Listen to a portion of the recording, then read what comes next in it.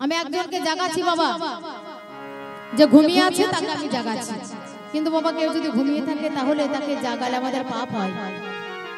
ঘুমন্ত প্রাণীকে, ঘুমন্ত জীবকে জাগ্রত করা আমাদের অপরাধ, আমাদের পাপ।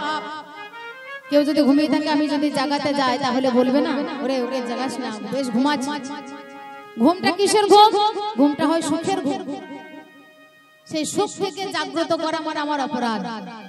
কিন্তু বাবা আমার এই দেহের মাঝখানে এমন বস্তু আছে, তাকে যদি আমি মানব রূপে জন্মগ্রহণ করে আমি যদি তাকে না জাগাই তাহলে হবে আমার মানব জন্ম বৃথা, আমার পাপ, আমার মহা অপরাধ।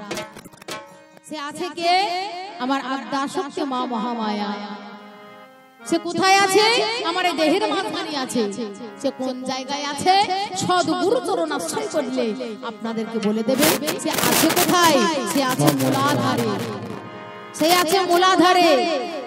নিয়ে যেতে হবে কোথায়? সহস্রারে। মূলাধারে বসে শক্তি সহস্রারে সদা শিব তো রক্ষে মহেশানি ব্রহ্মজনী তদুচ্যতে। মূলাধার স্থিত বস্তুকে যোগ সাধনের দ্বারাই, ছোট চক্রের দ্বারাই চিরস্থিত বস্তুকে নিয়ে যাব আমার বাবার সঙ্গে সংযোগ ঘটাতে, তবে হবে যোগ। পুরুষের দেহে 3.5 পাকে পাক লাগিয়ে আর নারী দেহে 2.5 পাকে বেষ্টিত হয়ে মা মূলাধারে বসে আছেন শক্তি আদ্যা শক্তি মা মহামায়া। সেই কারণে মা গো তুমি জেগে ওঠো। তুমি যদি ঘুমিয়ে থাকো তাহলে জগৎ ঘুমিয়ে যাবে। মা গো জাগো মা, হর মনোরমা আমি ডাকি মা তোমায়। মা গো সর্বাকারে শিবে ও মা কত ঘুমাইবে, ও মা সর্বাকারে শিবে কত ঘুমাইবে, ও মা দূরে রেখে দিবে ভোলায়ে মায়া।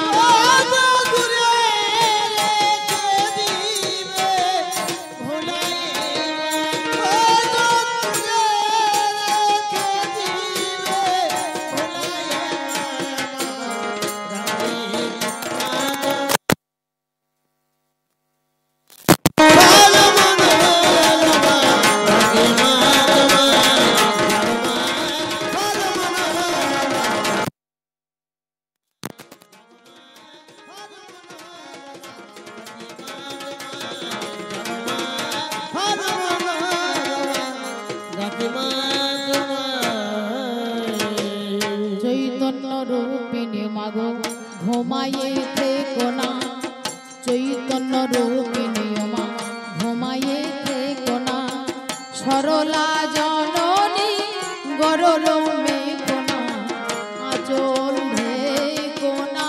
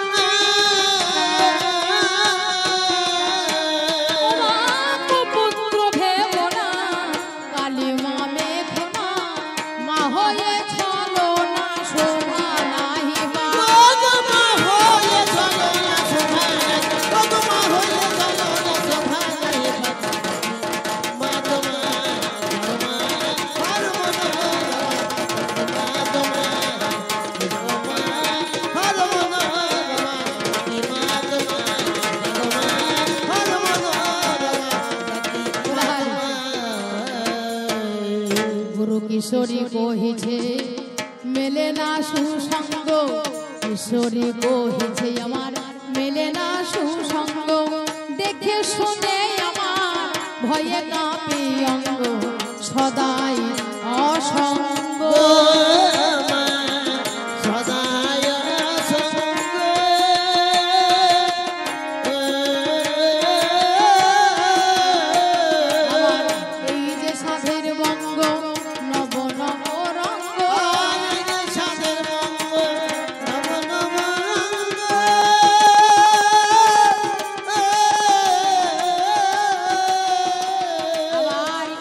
সাধের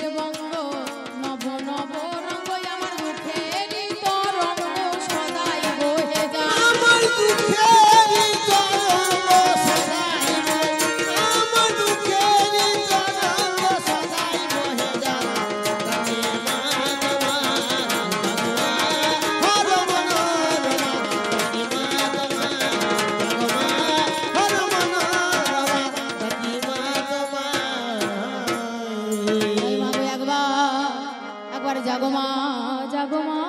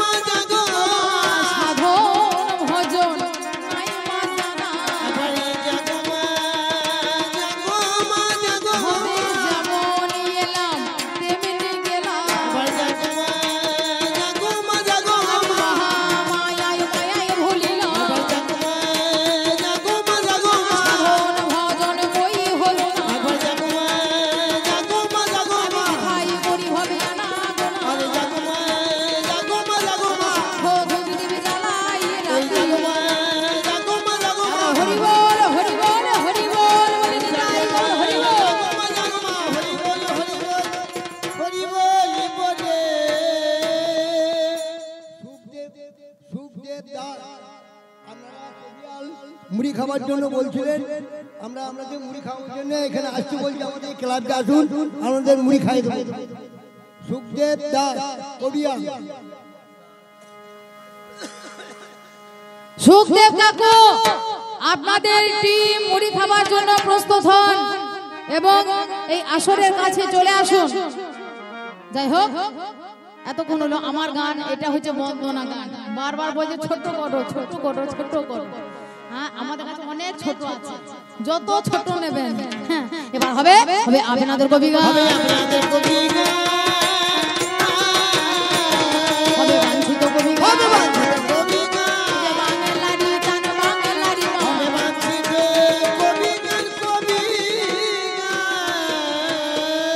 এই কবি গানে গাইতে গেলে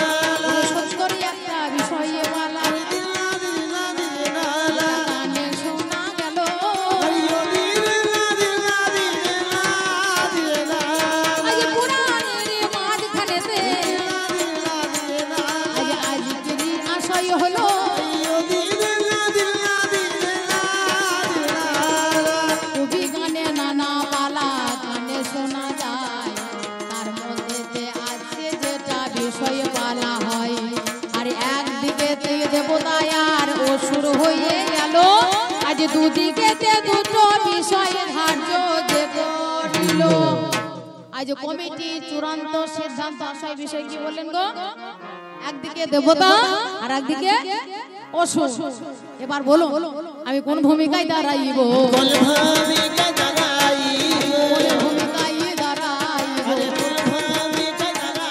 আমি দেবতা হব না অসুর হব?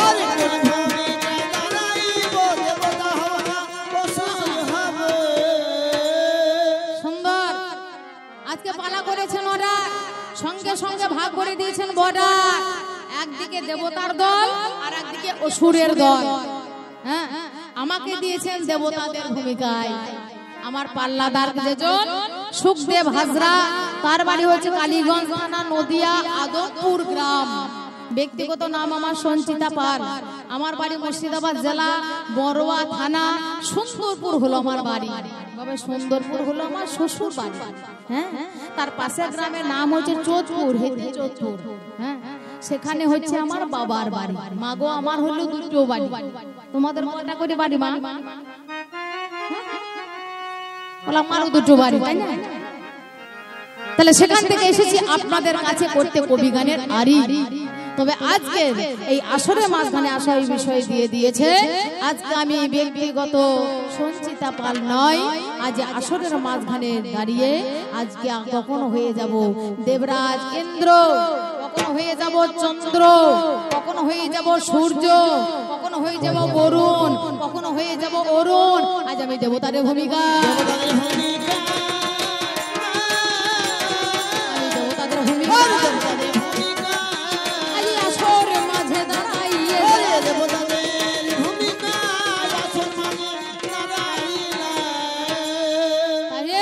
এবার হবে দুজনের মাঝখানে দ্বন্দ্ব, এবার হবে লড়াই।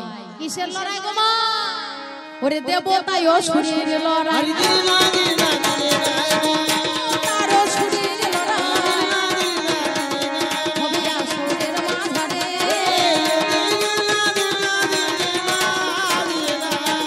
বিচার করবেন ভক্তজন, ওরে কে জেতে আর কে হারে। বাড়ি কোথায় মোদের দেখাশোনা ভাই কিংবা পরিচয়, কবি গান গাইতে গেলে দেখাশোনা চাই। ওরে দেখাশোনা নইলে কথা হবে না, হবে না। আর কোন জায়গাতে দেখাশোনা, কোথায় আলোচনা? আর এই কবি গান গাইতে একটা সম্পর্ক চাই। আরে সেই সম্পর্ক লইয়ে দুজনার হবে আজ লড়াই। আমি হলো দেবতা,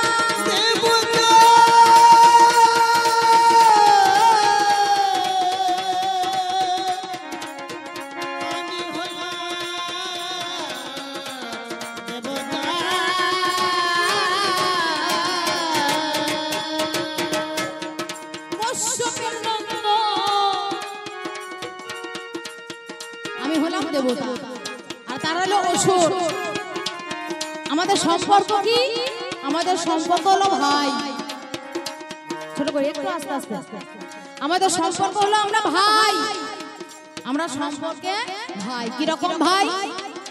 আমরা কাকাই তো নয়, পিস্তো তো নয়, খুঁড়তো তো নয়, জেঠতো তো নয়, বাবাই তো ভাই। হ্যাঁ, সে আমার বাবার বেটা আর আমি তাদের বাবার বেটা। বাবা হলো কশ্যপে মুনি, আমি তাদেরই নন্দ।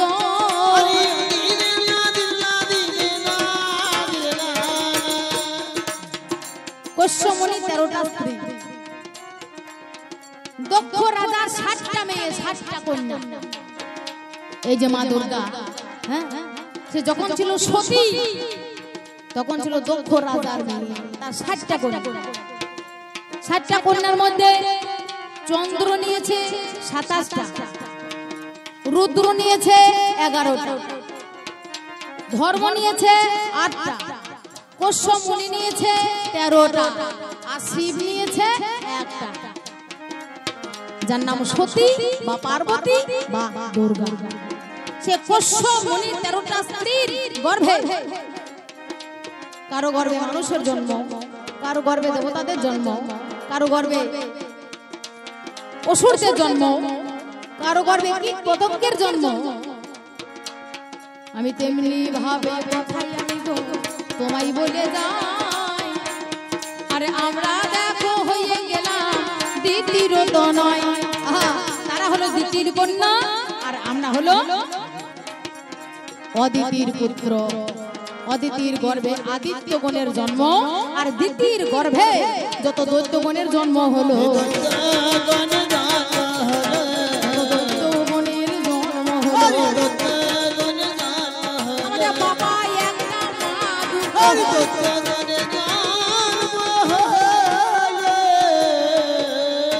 দ্বিতীর গর্ভে দৈত্যের জন্ম আর অদিতির গর্ভে আদিত্যগণ অর্থাৎ দেবতাগণের জন্ম। তাহলে বাবা আমাদের একটা আর মা হলো আমাদের দুটো। তাহলে আমরা হলাম ভাই ভাই, আমরা হলাম দুটো ভাই। এবার হয়েছে লড়াই। কোন কারণে হলো লড়াই? রণের মাঝারে।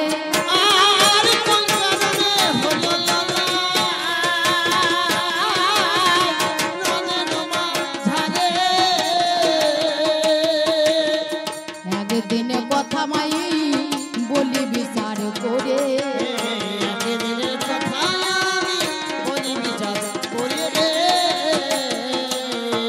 স্বর্গে লক্ষ্মী একদিন দেখো পাতালেতে যায়।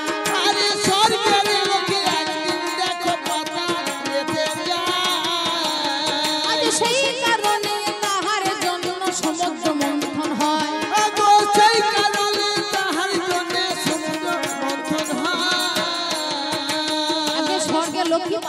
গিয়েছিল। স্বর্গের লক্ষ্মী থাকে কোথায়? নারায়ণের বামে ক্ষীরোদ সাগরে নারায়ণের পদসেবা করে। এহেন সময়ে দেবরাজ ইন্দ্রের কাছে গিয়ে হাজির হয়েছে দুর্বাসা মনে একটা পারিজাত ফুলের মালা নিয়ে। মুনিবর পারিজাত পুষ্পের মালাটা নিয়ে গিয়ে যেই না দেবরাজ ইন্দ্রের হাতে দিয়েছে, দেবরাজ ইন্দ্র সেইটা হাতির গলায় পরিয়ে দিয়েছে। সঙ্গে সঙ্গে অভিশাপ করলেন, হে দেবরাজ ইন্দ্র, আমার পারিজাত পুষ্পের মূল্য তুমি না বুঝে সেইটাকে তুমি একটা পশুর গলায় পরিয়ে দিলে, আমি তোমায় অভিশাপ দিলাম যে তোমার এই রাজ্যে, এই স্বর্গ রাজ্যে ওরে লক্ষ্মী ছাড়া হতে হবে, লক্ষ্মী ছাড়া হতে হবে, লক্ষ্মী ছাড়া হতেই হবে, লক্ষ্মী ছাড়া হতে হবে, আমাদের স্বর্গের লক্ষ্মী পাতালে যাবে, লক্ষ্মী ছাড়া হতেই হবে, স্বর্গের লক্ষ্মী পাতালে যাবে। এই অভিশাপের কারণে অভিশাপের কারণে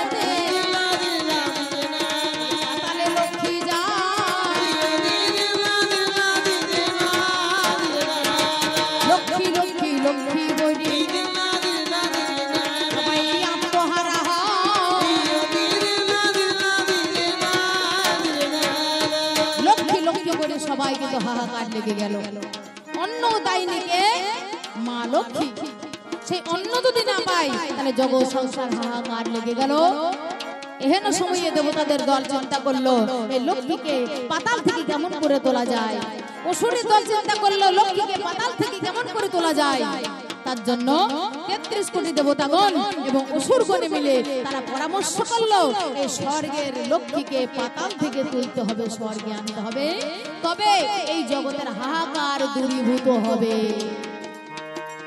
তার জন্য কি করলেন? সমুদ্র মন্থন করলেন। সমুদ্র মন্থন করলেন। গোয়ালারা দুগ্ধকে মন্থন করে, দুগ্ধকে মন্থন করার পর কিছু মাখন পায়। ঠিক সেই রকম ভাবে সমুদ্র মন্থন করো, তাহা থেকে এই স্বর্গের লক্ষ্মী পাতাল থেকে স্বর্গে উঠবে। মন্দার পর্বতকে হাজির করা হলো, লাঠি হিসাবে ব্যবহার করা হলো, আর বাসুকি নাগকে রজ্জু হিসাবে ব্যবহার করে দেবতা এবং অসুর দুই দলে মিলে সমুদ্র মন্থন আরম্ভ করে দিল। সেই সমুদ্র মন্থনের ফলে উঠে এলো পারিজাত পুষ্প, সুরভি গাভী, সোনা মণি মুক্তা জহর এবং লক্ষ্মী। এছাড়া উঠে এলো গরল বাসুকি নাগের বিষ, সর্বশেষে উঠে এলো কি? অমৃত কলস। অমৃত কলস যে যা প্রাপ্য সবাই সবাইকে সেই প্রাপ্য দান করে দেওয়া হলো। অবশেষে অমৃতটা কাদের ভাগ্যে পড়লো? অমৃতটা দেবতাদের ভাগ্যে পড়লো। অসুরের দল বলল না, আমরা এই অমৃতের ভাগ চাই, এই অমৃতের ভাগ আমাদেরকে দিতে হবে, আমরা অমৃতের ভাগ ছাড়বো না, ওই অমৃতের ভাগ আমাদের দাও।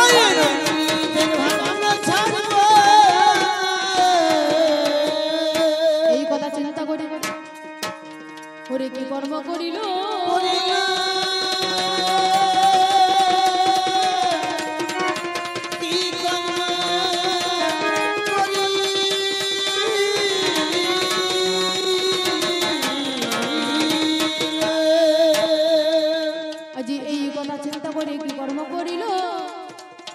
দেবতারে দলে তারা ভাবিতে লাগিল এই অমৃত যদি বাবা অসুরে পেয়ে যায়, অসুরের কর্ম কি চিন্তা করা যায়? অসুরের কর্ম কি? সমাজকে ধ্বংস করা। অসুরের কর্ম হলো সমাজকে ধ্বংস করা, আর দেবতাদের কর্ম হলো সমাজকে সৃষ্টি করা, সমাজের পালন করা, আর দস্যুর কর্ম হলো সমাজকে ধ্বংস করা। একটা দস্যুর হাতে যদি সারা বিশ্বের রাজ্যভার দেওয়া হয়, সে দস্যু কদিন চালাবে? হবে না। তাই এরা যদি অমৃত পায়, অমৃত গেলে কি হয়? অমর হয়ে যায়, তার কোনোদিন মরণ হয় না, তার ক্ষুধা লাগে না, তার পিপাসা লাগে না, তার ঘুম পায় না।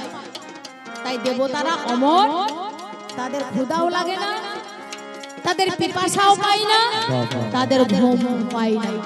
কেন? তারা অমৃত পান করেছে, সুধা পান করেছে। তাহলে এই সুধা যদি অসুরদেরকে দেওয়া হয় তাহলে সমাজকে, সারা সংসারকে এরা প্রলয় করে দেবে। নারায়ণ, তুমি এর বিহিত উপায় বের করো। আছে বাবা, সমাজের মাঝখানে অসুর আছে, এই সমাজের মাঝখানে দেবতা আছে। কে বলে স্বর্গ নরক, কে বলে এটা কত দূর? এই মানুষের মাঝে স্বর্গ নরক, মানুষের মাঝে সুরাসুর। মানুষের মাঝে সুর আছে, মানুষের মাঝে অসুর আছে। আমার যে এই মন্দিরটা বানাইছে, মন্দিরটা কে তৈরি করেছে বাবা? এই গ্রামের ছেলে, এই গ্রামের ছেলে, নাম যা জয় শঙ্কর। কি বাবা ঠিক বলছে না ভুল বলছে? হ্যাঁ, তিনি কি করেছে?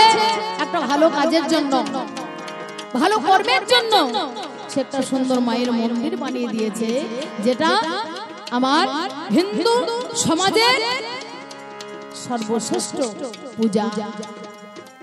সেই মাকে ভক্তি করে, যদিও সে ইহ জগতের মাঝখানে আর বেঁচে আছে। 2 মাস আগে মরসার্কের অ্যাক্সিডেন্টে তিনি ইহ জগৎ থেকে পরলোক গমন করেছে। মায়ের কাছে তাই মনোবাক্যে আমি তার জন্য প্রার্থনা করি, হে মা, হে বিশ্ব জননী, সমাজের মঙ্গলের জন্য সে এত কিছু করে গেছে। মা, তোমার মঙ্গলের জন্য এত কিছু করে গেছে,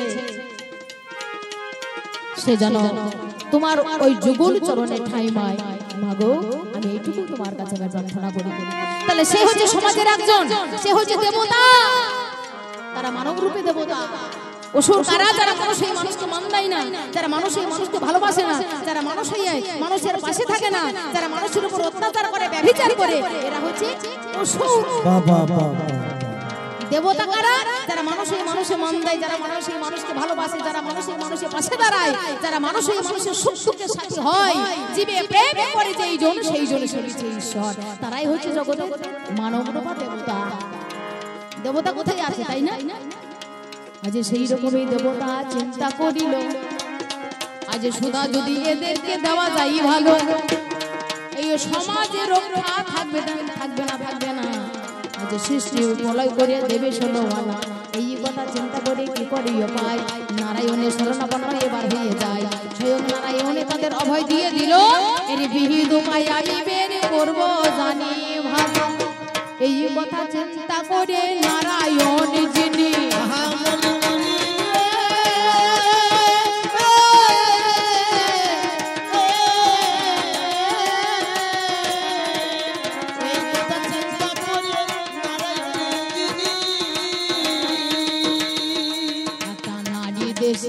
ধারণ করলেন গো তিনি, নারী রবে ভাব করলেন গো তিনি।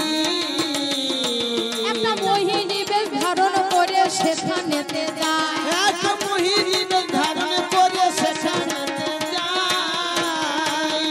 এবার অমৃত কলসি খানা কাঁখে তুলে লয়, অমৃত কলসি খানা কাঁখে তুলে লয়। স্বয়ং নারায়ণ মোহিনী রূপ ধারণ করলে, একটা সুন্দর একটা নারী বেশ ধারণ করে, পুরুষ হয়ে মেয়ে মানুষের বেশ ধারণ করলো, নারী বেশ ধারণ করে অমৃতের কলসি, অমৃতের কলস সুধা যেখানে আছে সেই সুধার কলসিটা তাকে তুলে নিয়ে এইবার দেবতা দানবগণকে বলছে, তোমরা সার করে বসো, সারিবদ্ধভাবে বসো। এইবার সারিবদ্ধভাবে যাই না বসেছে, দেবতার যেখানে বসে আছে সেই দিকে সুধা বন্টন করতে করতে করতে করতে করতে করতে 33 কোটি দেবতার দল, অর্থাৎ 33 প্রকারের দেবতার দল, তারা সবাই পেয়ে গেল সুধা। এইবার যাই না অসুরের দলে এসেছে, সেই সময়ে সুধার ভাণ্ড দিয়ে তাকিয়ে দেখছে আর তো সুধা নাই। অসুরটা বলে, কই মোহিনী, হে নারী, সুধা দাও। সুধা পাবে কোথায়? তাদের সুধার দিকে চোখ ছিল না, সুধার দিকে চোখ ছিল না, সুধার দিকেই চোখ ছিল না, সুধার দিকে চোখ ছিল না, ওই নারীর দিকে তাদের চোখ ছিল না, সুধার দিকে তাদের চোখ ছিল না, নারীর দিকে তাদের চোখ ছিল গো। সুধা পাবে না, তার কারণ তাদের চোখ ভালো দিকে ছিল না, তাদের চোখ সুনজরে ছিল না, তাদের চোখ ছিল নারীর প্রতি কুনজর, তাই তাদেরকে সুধা দেওয়া হলো না। সুধা না পাওয়ার পরিবর্তে তারা ক্ষিপ্ত হয়ে গেল। এবার বলছে আমাদের সুধা দাও, সুধা দাও, আমাদের সুধা দাও, সুধা দাও। আরে সুধার জন্য লেগেছিল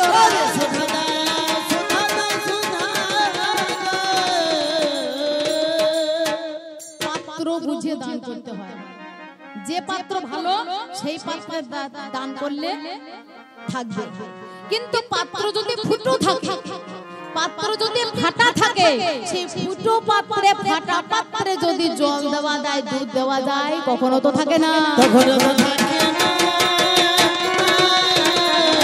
কখনো তো থাকে না, কখনো তো থাকে না। নারায়ণ পাত্র বুঝে দান করেছে, কখনো তো থাকে না, থাকে না। তাই স্বয়ং নারায়ণ তিনি পাত্র বুঝে দান করেছে। যে পাত্রে মাল দিলে থাকবে, যারা সমাজকে সংরক্ষণ করে, সমাজকে পালন করে, সমাজকে কিছু দিয়ে যায়, তাদের কিন্তু সুধা দেওয়া দরকার হয়। বরুণ দেব আমাদের কি দেয়? আমাদের জল দেয়। পবন দেব আমাদের কি দেয়? আমাদের বায়ু দেয়। আর অসুরের আমাদের কি দেয়? শুধু যন্ত্রণা দেয়, কষ্ট দেয়। তাদেরকে সুধা দেওয়া যায় না, সুধা দেওয়া যায় না, সুধা দেওয়া যায় না, সুধা দেওয়া যায় না। আমি আসলে কথা বলি, আমাদের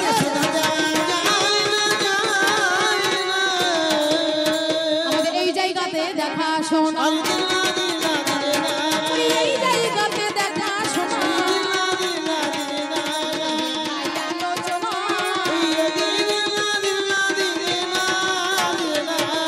জিজ্ঞাসাবাদ করবো আমি, তোমায় শোনো না।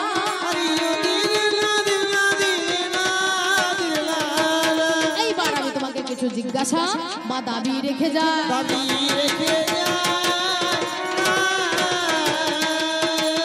জিজ্ঞাসা রেখে যাই, আমার পাল্লাদারির কাছে সেই আমি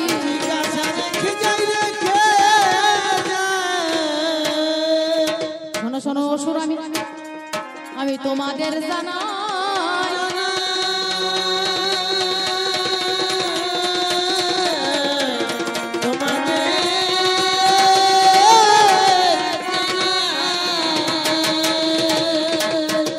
এই জগতের মাঝখানে তোমাদের কি অবদান হয় বলো? তোমরা থেকে এই সারা সংসারে, সারা বিশ্ব সংসারে কি মঙ্গল হয়েছে? তারা সারা জগতের মাঝখানে তোমরা কি মঙ্গল করে গেছো? সারা মানুষের কাছে তুমি কি ভালো কাজ করে গেছো? তুমি আমায় জানাইবে, বলো বলো বলো বলো, একটু কথা বলবে। আমি দ্বিতীয় নাম্বারে দাবি গো, আমি তোমায় বলে যাই,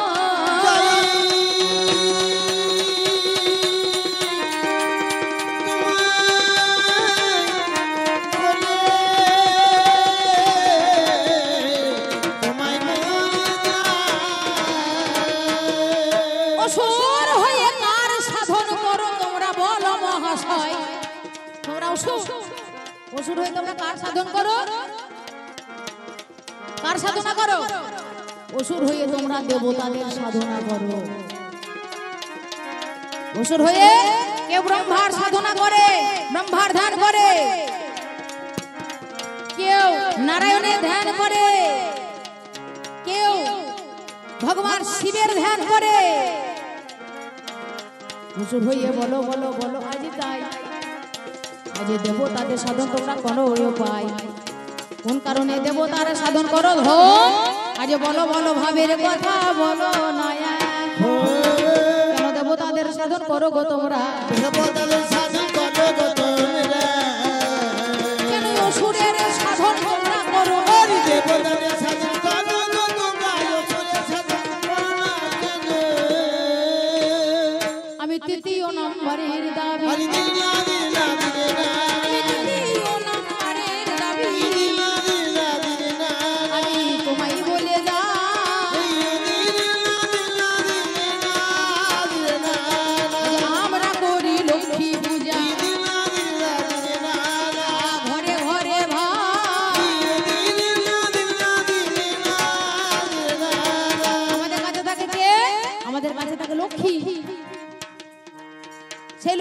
দেয়?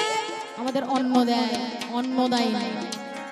আর তোমাদের কাছে থাকে একটা দেখছি অলক্ষী, একটা থাকে লক্ষ্মী আর একটা থাকে অলক্ষী। লক্ষ্মী থাকে আমাদের কাছে আর অলক্ষী থাকে তোমাদের কাছে।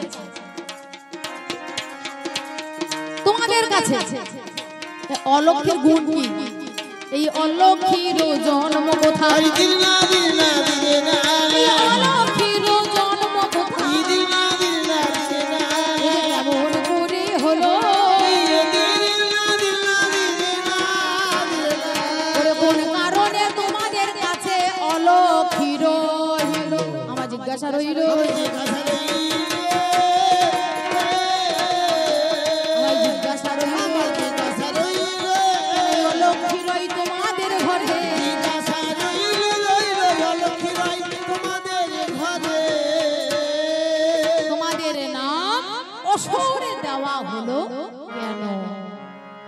তোমাদের নাম অসুর দেওয়া হলো কেন?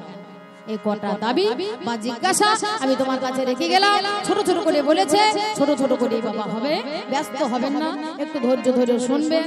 আজকে গান হচ্ছে পুরাণের গান, আজকে গান আনতান গান নয় যে এওয়ার ব্যবহার তাওয়ার করে চলে যাবে বাবা। হ্যাঁ, আজকে গান হচ্ছে পুরাণের মাঝখানে গান। আজকে গান হচ্ছে ব্রহ্ম বৈবর্ত পুরাণ। কখনো যাবো আমি চণ্ডীর মাঝখানেও যেতে পারি বাবা, তাই না? অতএব আমি এখানে প্রথম পারা রাখলাম, সে আসুক বলো, তারপর আমি আবার দ্বিতীয় পর্যায়ে দাঁড়িয়ে আমি দেবতার ভূমিকা ধারণ করে দেবতাদের গুণাবলীর কথা আপনাদের কাছে আমি বলে যাওয়ার চেষ্টা করব। একটু ধৈর্য ধরে বসে থাকবেন। আমি এইখানে রাখলাম,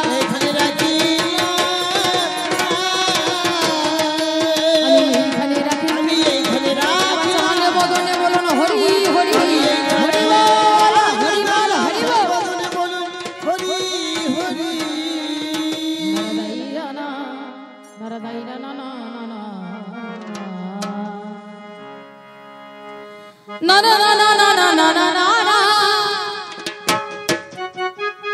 ভাই রে, ও তোমার মাল কোথার মানে নিল হরে, ও তুমি দেখলে না রে চোখ বোঝা। মেয়ে দেখে ভুলে গেলি, সুধা থেকে লক্ষ্য করলে না, তুমি মোহিনী রূপ দেখে ভুলে গেলে, মাল কোঠার মাল তোমার ঘরে রইল না। ভাই, ও তোমার মাল কোঠার মাল নিল হরে, ও তুমি দেখলে না রে চোখ বোঝা। ও তোমার আলগা রইল ঘরের দরজা। ও মনে পাগলা রে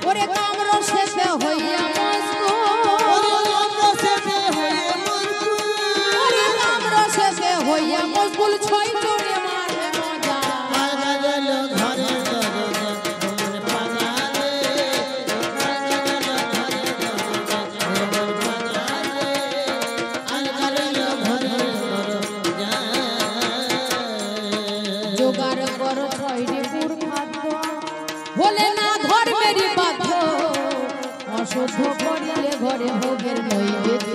আরে অশুদ্ধ করিলি ঘরে ভোগের নৈবেদ্য।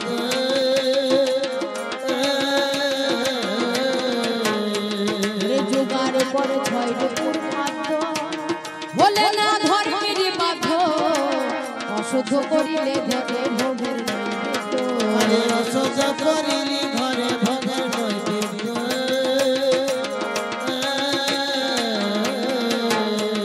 ওরে সম্মুখেতে মরণ মাত্র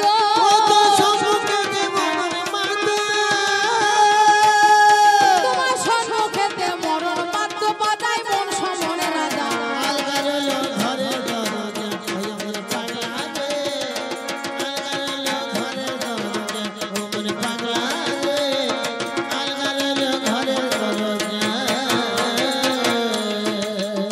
অধম অসীম বলে থাকতে সুসময় পাহারাদার লাগাও দরজা যায় আছে তার রক্ষা পাবে ধরো গুরুর পায় যায় আছে তে রক্ষা পাবে ধরো গুরুর পায় অধম অসীম বলে থাকতে সুসময়